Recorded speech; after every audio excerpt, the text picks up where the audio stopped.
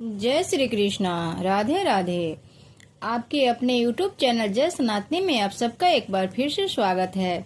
आज हम बात करेंगे पापाकुंसा एकादशी के बारे में। पापाकुंसा एकादशी कब है? 13 अक्टूबर या 14 अक्टूबर को। इस एकादशी का महत्व क्या है तथा इसकी पूजन विधि क्या है तथा इसकी कथा क्या है, आज हम इस अंक में ये सब जानेंगे। तो आइए सबसे पहले जान लेते हैं यह एकादशी 13 अक्टूबर को है, 14 अक्टूबर को है। यह एकादशी 14 अक्टूबर को की जाएगी क्योंकि 13 अक्टूबर रविवार को यह एकादशी दशमी युक्त है। दशमी युक्त की जो एकादशी है वो नहीं किया जाता है। दशमी युक्त एकादशी करने से साल के समस्त एकादशी व्रत करने का फल नष्ट हो जाता है, उसके पुण्य नष्ट हो जाते हैं। यदि एकादशी में द्वादशी तिथि पड़ रही है तो वो बहुत ही सर्वश्रेष्ठ माना जाता है। द्वादशी युक्त एकादशी करना काफी श्रेष्ठ माना गया है, इसलिए हमें 14 अक्टूबर सोमवार को एकादशी की जाएगी। द्वादशी में अगर थोड़ी देर के लिए भी एकादशी है तो उसे ही करना चाहिए, वही श्रेष्ठ होता है। पापाकुंसा एकादशी अश्विन मास के शुक्ल पक्ष की एकादशी को कहते हैं। इस एकादशी का महत्व स्वयं भगवान श्री कृष्ण ने धर्मराज युधिष्ठिर को बताया था।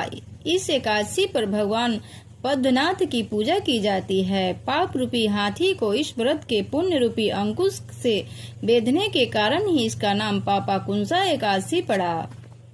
इस दिन मौन रहकर भगवान का स्मरण करना श्रेष्ठ माना गया है। मौन रहकर भगवान की आराधना करने से मन शुद्ध होता है तथा व्यक्ति में सद्गुण का समावेश होता है। अब पापाकुंसा एकादशी का विधि जान लेते हैं। इस एकादशी व्रत का नियम पालन दशमी तिथि की रात्रि से ही शुरू हो जाती है तथा ब्रह्मचर्य का पालन करना होता है। एकादशी के दिन सुबह नित्य कर्मों से निवृत्त होकर साफ वस्त्र पहनकर भगवान विष्णु की शेष शैया पर विराजित प्रतिमा के सामने बैठकर व्रत का संकल्प लेना चाहिए। इस दिन यथासंभव उपवास रखना चाहिए, अन्न ग्रहण नहीं करनी चाहिए। इसके बाद भगवान पद्मनाथ की पूजा करनी चाहिए।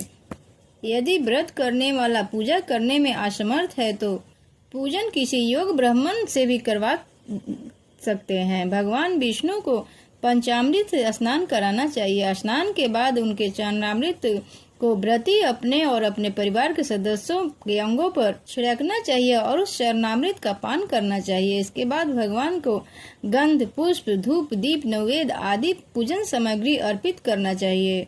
पापाकुंसा एकादशी के दिन श्री विष्णु भगवान सहस्त्रनाम का जप एवं उनकी कथा सुननी चाहिए। रात्रि को भी भगवान श्री विष्णु की मूर्ति के समीप हो शयन करना चाहिए और दूसरे दिन द्वादशी के दिन किसी ब्राह्मण को भोजन कराकर दान देकर आशीर्वाद लेना चाहिए। इस प्रकार पापाकुंसा एकादशी का व्रत करने से दिव्य फलों की प्राप्ति होती है। इस कथा को भगवान श्री कृष्ण ने युधिष्ठिर से बोला था। एक बार युधिष्ठिर ने श्री कृष्ण भगवान से पूछा कि अश्विन शुक्ल पक्ष की एकादशी का क्या महत्व है और इस अवसर पर किसकी पूजा होती है एवं व्रत का क्या लाभ है। युधिष्ठिर की मधुर वाणी को सुनकर भगवान श्री कृष्ण बोले।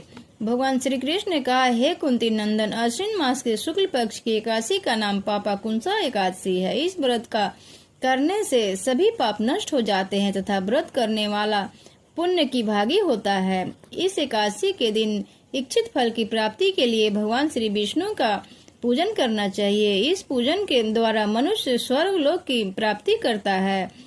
हे अर्जुन, जो इस कठिन तपस्या के द्वारा फल की प्राप्ति करते हैं वह फल इस एकादशी के दिन और सागर में शेष नाग पर शयन करने वाले भगवान विष्णु को नमस्कार कर देने से मिल जाता है और मनुष्य को यम के दुखों को नहीं भोगना पड़ता है। हे पार्थ, जो विष्णु भक्त शिव की निंदा करते हैं अथवा शिव भक्त जो भगवान की निंदा करते हैं वह नरक को जाते हैं।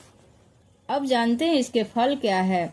भगवान श्री कृष्ण ने कहा, 1000 अश्वमेध और 100 राजसूय यज्ञ का फल इस व्रत एकादशी के फल के 16वें भाग के बराबर भी नहीं होता है। अर्थात एकादशी व्रत के समान संसार में कोई अन्य व्रत नहीं है।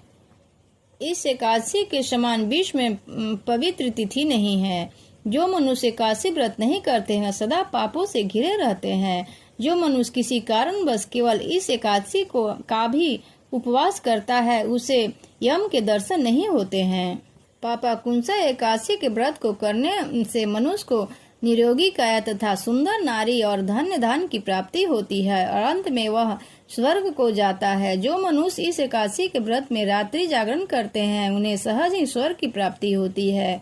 इस एकादशी व्रत के करने वाले मनुष्य के मातृपक्ष के 10 पुरुष, पितृपक्ष के 10 पुरुष तथा स्त्री पक्ष के 10 पुरुष भगवान विष्णु का रूप धारण कर सुंदर आभूषणों से परिपूर्ण होकर विष्णु लोक को जाते हैं। जो मनुष्य अश्विन मास में शुक्ल पक्ष की पापा कुंसा एकादशी का विधान पूर्वक उपवास करते हैं उन्हें विष्णु लोक की प्राप्ति होती है। जो मनुष्य एकादशी के दिन भूमि, गौ, अन्न, जल, खड़ाऊ, वस्त्र, छत्र आदि का दान करते हैं उन्हें धर्म के दर्शन होते हैं, उन्हें यम के दर्शन नहीं होते हैं। दरिद्र मनुष्य को भी यथाशक्ति कुछ दान देकर कुछ पुण्य अवश्य अर्जित करनी चाहिए। जो मनुष्य तालाब, बाग, बगीचा, धर्मशाला, प्याम आदि बनवाते हैं उन्हें नरक के कष्ट नहीं भोगने पड़ते हैं। वह मनुष्य इस लोक में निरोगी दीर्घायु वाले पुत्र तथा धन्य धन से परिपूर्ण होकर सुख भोगते हैं तथा अंत में स्वर्ग लोक को जाते हैं। भगवान श्री हरि की कृपा से उनकी दुर्गति नहीं होती है। अब इसकी कथा सुनते हैं। प्राचीन काल में विंध्य पर्वत पर क्रोधक नामक एक महाक्रूर बहेलिया रहता था। उसने अपनी सारी जिंदगी हिंसा, लूटपाट, मद्यपान तथा मिथ्या भाषण आदि में व्यतीत कर दी थी। जब जीवन का अंतिम समय आया तब यमराज ने क्रोध को बता दिया कि कल तेरा अंतिम दिन है, मृत्यु के भय से भयभीत हो। वह बहेलिया महर्षि अंगिरा की शरण में उनके आश्रम जा पहुंचा। महर्षि ने उनके अनूप विनय से प्रसन्न होकर उस पर कृपा करके उसे अगले ही दिन आने वाली अश्विन शुक्ल एकादशी का विधि पूर्वक व्रत करने को कहा। इस प्रकार वह मां पातकी पापा कुंसा एकादशी का व्रत पूजन कर भगवान श्री कृष्ण से विष्णु लोक को गया। वह क्रोधन नाम का बहेलिया सभी पापों से मुक्त होकर विष्णु लोक को चला गया। उधर यमदूत इस चमत्कार को देख हाथ मलते रह गए और बिना क्रोधन को लिए यमलोक वापस लौट गए। एकादशी व्रत सभी व्रतों में उत्तम माना गया है। एकादशी के दिन चावल भूल के भी नहीं खानी चाहिए। यह वीडियो अच्छी लगे तो लाइक और सब्सक्राइब कर दीजिए।